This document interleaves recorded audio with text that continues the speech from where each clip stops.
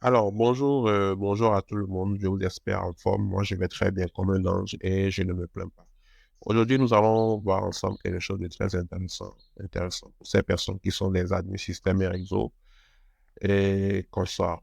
Voilà. Donc, aujourd'hui, nous allons voir ensemble comment vous pouvez installer le système OpenWRT sur votre routeur microtique, le modèle RB951 de votre routeur microtique. Avant de continuer par visualiser cette vidéo, je vous invite vivement.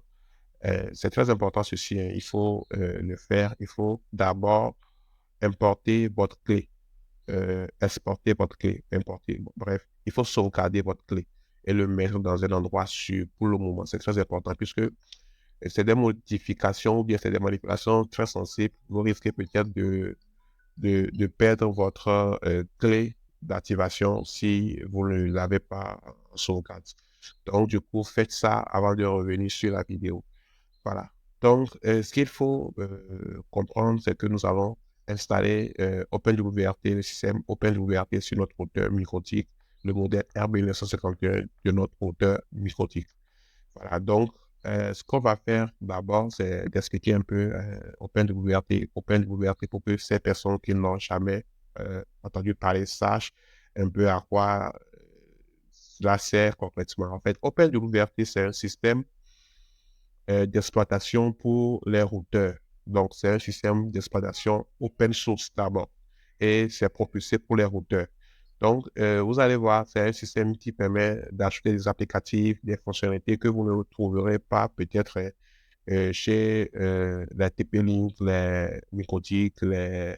Voilà. Donc, c'est un routeur qui engorge de beaucoup de choses. Vu que c'est un système open source, il y a une communauté qui est derrière, donc il y a des contributions. Donc, ce qui fait que euh, les possibilités sont vraiment énormes et les opportunités aussi sont vraiment grandioses, tout simplement.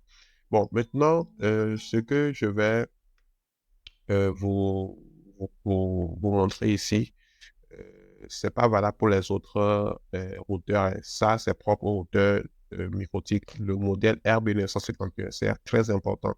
Si vous uploadez ces fichiers sur un routeur qui n'est pas du modèle RB951, ça va pas marcher. Bon, vous avez besoin de trois fichiers au total. Vous avez besoin de trois fichiers au total. Donc, il y a deux qui sont présents sur la page là. Donc, je vous mettrai les liens dans les descriptifs de la vidéo. Et le troisième qui est disponible sur cette page. Donc, une fois que vous êtes sur cette page, vous scrollez un peu en bas et vous allez voir download here, bien dans l'autre fil. Donc, vous téléchargez. Moi, je l'ai déjà, donc je vais le télécharger. Donc, pour le télécharger, vous avez le fichier qui est compressé en format zip. Vous le décompressez et vous aurez une suite de fichiers logiciels comme suit. Attendez, je vais vous le montrer. Il est ici. Vous aurez quelque chose comme ça. Et le fichier qui va vraiment nous intéresser, c'est ce qui est ici. Voilà. Donc, on laisse ça là pour le moment. On va voir, on va configurer tout. Et puis, vous allez voir. Donc, ici, on va rien faire que l'installation ou la configuration. On va peut-être y revenir dans la prochaine vidéo. Et là, on va faire des configurations. Vous allez voir, c'est très intéressant.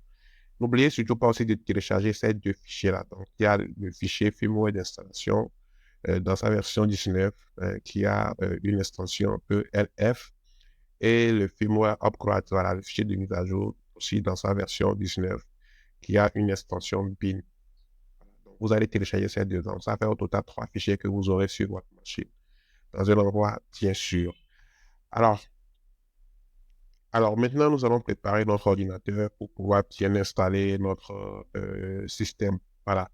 Et pour préparer notre ordinateur, la première chose que nous devons faire, c'est de changer l'adresse IP de notre carte, puisque nous aurons à brancher notre routeur à notre ordinateur par le biais du port Ethernet. Et le port Ethernet doit être configuré d'une autre façon. Donc, pour ce faire, vous devez d'abord déconnecter tous les réseaux présents. Voilà, donc, j'ai mon Wi-Fi qui est actuellement connecté, donc je déconnecte ça. Et puis, je reviens un peu en bas ici.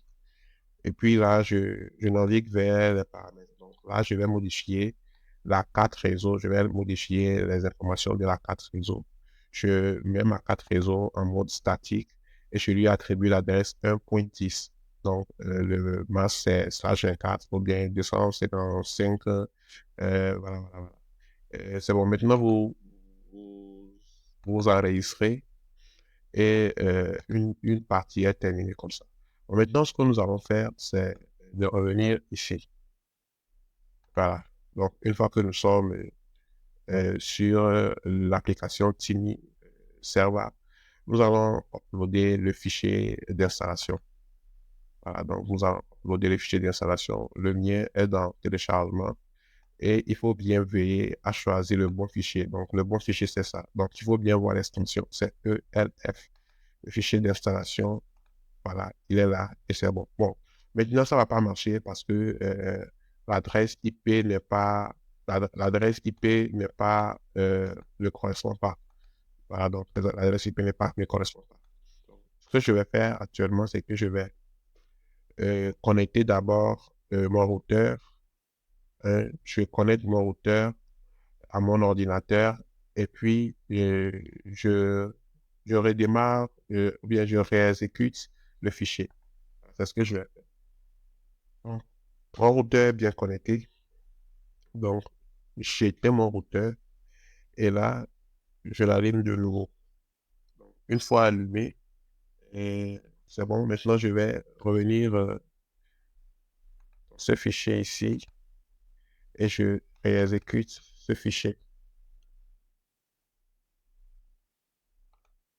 Voilà, vous voyez maintenant que l'adresse a changé. Donc, maintenant, je suis bien sur le point 1.10 et voilà, tout est OK. Maintenant, j'ai perdu mon fichier. Donc, je remets mon fichier rapidement.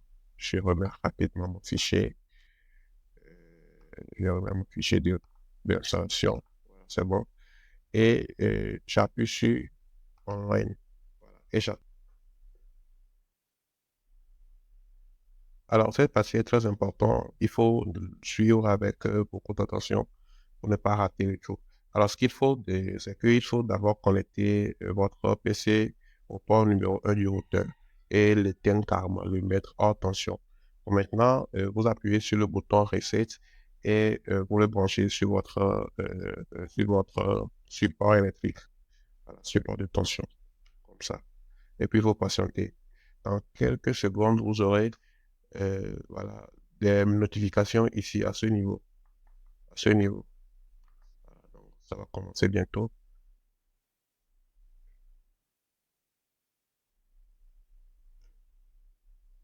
Voilà. Vous voyez, donc ça prouve que c'est en cours. Et puis, vous relâchez lorsque vous avez, lorsque vous écoutez le bip sonore. Voilà. Donc, je relâche après le bip sonore. Et je remets, voilà, ça c'est très important aussi. Vous remettez le port numéro 1 à la place du port numéro 2. Donc, vous changez de port. Maintenant, vous êtes sur le port numéro 2.